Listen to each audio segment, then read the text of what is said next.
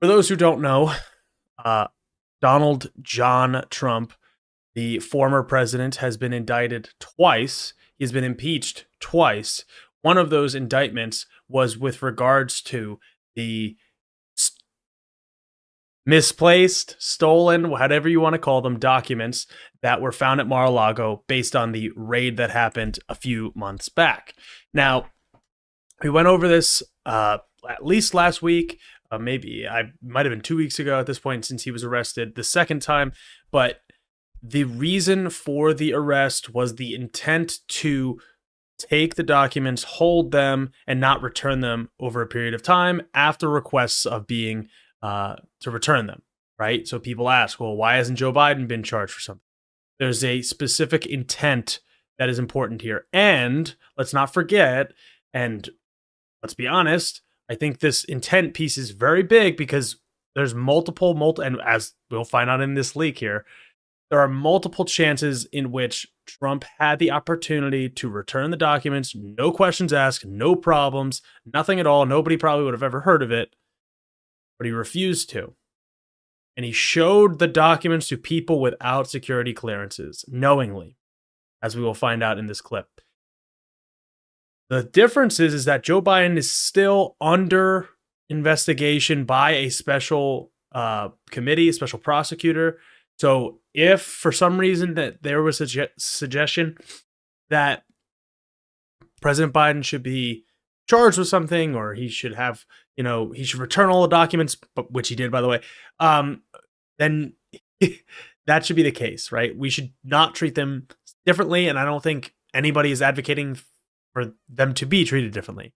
That's the equality of the justice system that we should be expecting.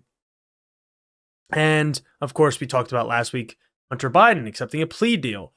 Remember, and I'll point this out probably over the next 6 or so months, or maybe more, that pretty much every time one of these deals is coming through, or one of these arrests are coming through, or something's happening with Trump, he has the opportunity to have a plea deal himself, right? So anytime that you're like, well, how come Hunter Biden gets to do this? President Trump had this in the past. He had the opportunity to take plea deals. He's had the opportunity to make deals outside of this. He could have ended this stuff a long time ago. Maybe he shouldn't have broken the law. I like presidents that don't break the law. But this leak, which again, we knew that people had this information, but we're waiting for it to come out. This leak is from ghostwriters, which, shocker, politicians have ghostwriters, of Mark Meadows, who I believe is the former chief of staff for Donald Trump when he was the president. He's writing a memoir of his time being in the White House. Okay, when he was doing this book, the writers met with Trump and his staffer, and they were, as writers and journalists do, recording the conversation. And the audio you're about to hear is a staffer for Trump himself, and at the end, you will hear the writer, the ghostwriter of the book, respond to Trump.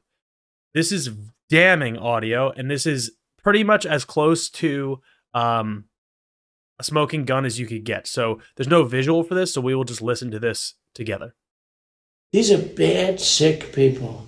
That was your coup, against you. It started right at the like beginning. when Millie's talking about, you were going to try to do a coup. No, they were trying to do that before you even were sworn in. So what they're talking about is basically General Milley, who I believe was just the general at the time, but he was given plans of different outcomes of different situations, right? So the president is basically given a landscape of opportunities, of threats, of different scenarios that they can run through. The CIA and the Pentagon, and I mean, I'm sure the FBI does it too. They all create these scenarios, and they basically run through like, all right, if this happens, we're going to do this, and they have these documents. Now, what Trump and them are trying to claim is that they're using a plan with Iran to try and screw up Trump and try to have him do something that he wouldn't otherwise do, which some people are saying that they are trying to pressure him to go to war with Iran, which I don't find very likely because of the degradation of the Iranian and American relationship during the Trump administration because of the nuclear deal that he trashed. So I think people are probably, I have to believe that generals are smarter than just saying, like, let's arbitrarily try to push a president that is kind of irrational to the brink of war. Remember that Trump used the Moab, the mother of all bombs, in Afghanistan. He bombed a Syrian airport. Like, we've come pretty close, and there were some very big issues in Iran. The specifics are pretty muddy, but we've had a couple of close calls here. So the fact that he's trying to claim that, or really it's a staffer here, claim that, oh, there's a coup coming against Trump, or there was a coup coming against Trump from the generals, is not true. That's right. Trying to overthrow your election. Well, with Milley, let me see that. I'll show you an example. He said that I wanted to attack Iran.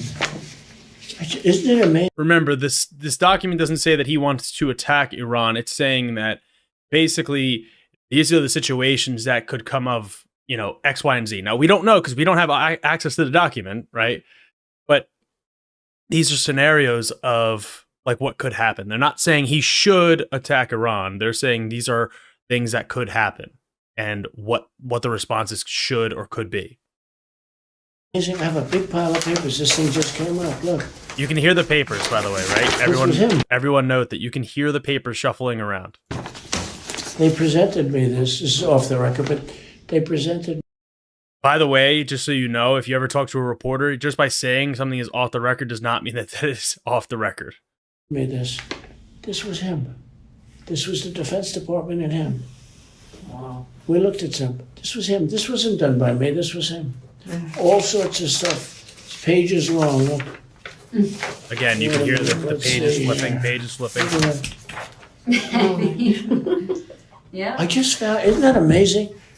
This totally wins my case, Mm-hmm. See, he thinks that whatever he's talking about, he thinks it wins his case.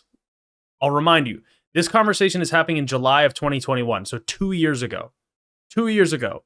So there is no legal case that he is fighting, against all this stuff that he's facing right now, right?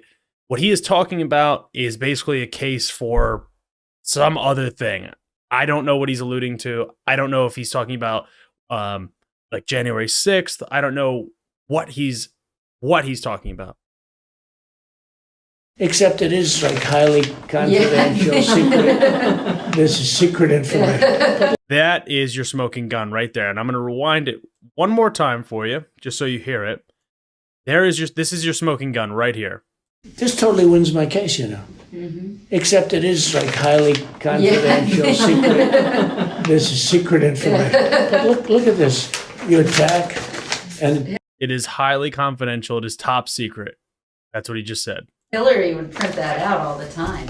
That's his staffer coming in and saying Hillary would do this all the time. Now Trump's going to crack a joke and talk about Anthony Weiner. she'd send it to Anthony Weiner. The pervert. By the way, isn't that incredible? Yeah. I was just saying, because we were talking about. Isn't that incredible? So he is showing the documents to the writers and the staffer. Presumably the staffer had clearances. Let's just assume that. But probably that is not a safe assumption, but that is to just run with it and just say, take that staffer off and say they had the clearance. He is showing the documents specifically after saying that they are top secret and classified, and just shuffling through them. See, oh, you see that? You see that? You believe me? And he said he wanted to attack Iran and what? These are the papers. This was done by the military, given to me. I think we can probably, right? I don't know. We'll have to see. Yeah, we'll have to try to Declassified. figure out a yeah. See, Here's Smoking Gun Part 2. Try to declassified. figure out a yeah. See, as president, I could have declassified. Yeah. As president, I could have declassified it. Now I can't. You know, Now I this is can't. Yeah, classified. now we have a problem. Isn't that Now we have a interesting? problem. It's so cool. I mean, it's so. We here and I have. And you probably almost didn't believe me, but now you believe me. No, I believe It's you. incredible, right? No, Hey, bring some cokes in, please. And of course, you got to finish off with some cokes. So he is literally saying these are top secret classified documents that I am showing you. You can hear him showing them, and you hear the writer confirm that she sees them. He admits to saying, I could have declassified them as the president. I didn't, and I am no longer the president, so I can't. Which is quite literally the entirety of the case. Now, of course, there are more documents than what he showed this writer. The documents case is not specifically this one little siloed incident.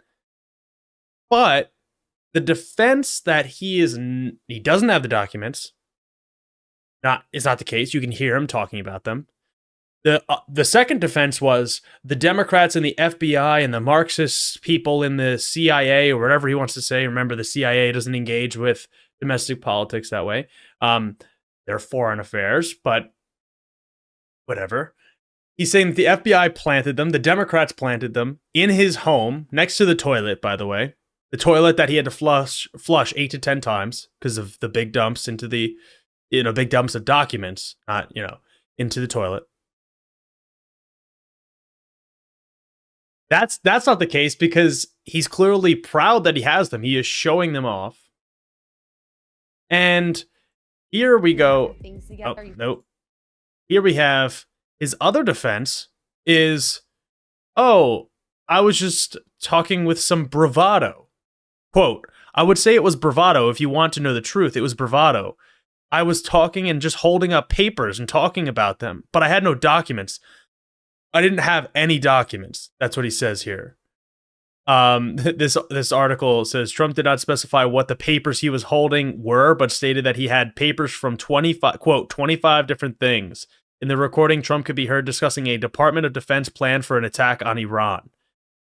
When asked about the use of the word plans in the recording, Trump claimed he was referring to business plans or plans for a new golf course. Quote, did I use the word plans? What I'm referring to is magazines, newspapers, plans of buildings. I had plans of buildings, building plans. I had plans of a golf course.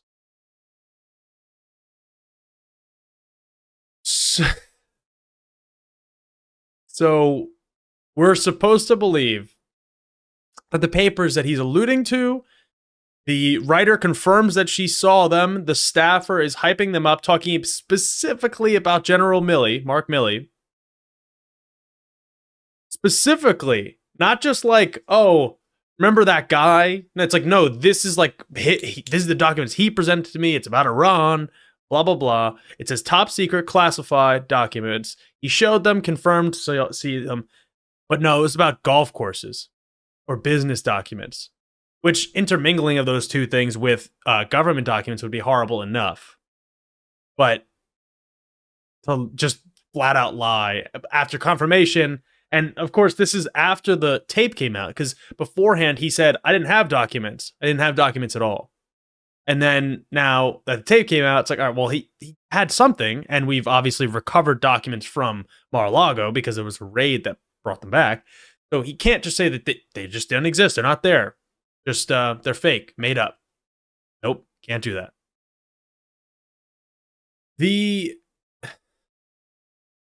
I don't think I have any real reactions here that are worthwhile, but it is just worth noting that all of this was avoidable for this case. All this was avoidable, very much avoidable.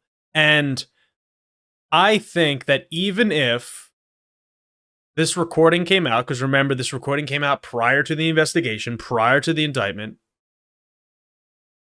The recording happened. It didn't come out, but it happened 2 years ago.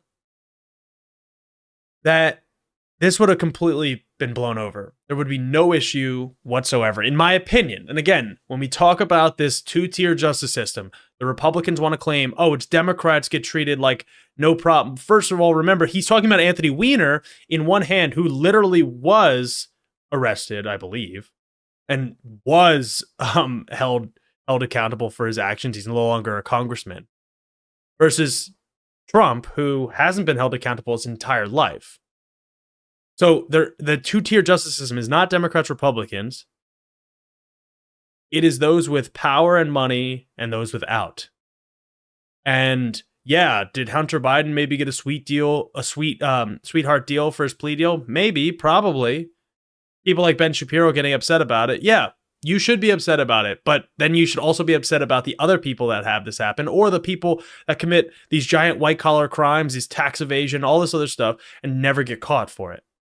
You're not mad about that because you are a hack and you're a partisan. But the two-tier justice system is not one of a partisan nature. That is just absolute BS. And we'll see where this investigation with Trump goes, but this is as much of a smoking gun as I've ever seen, basically, other than literally a video of somebody like committing a murder. This is as clear-cut as can be, in my opinion.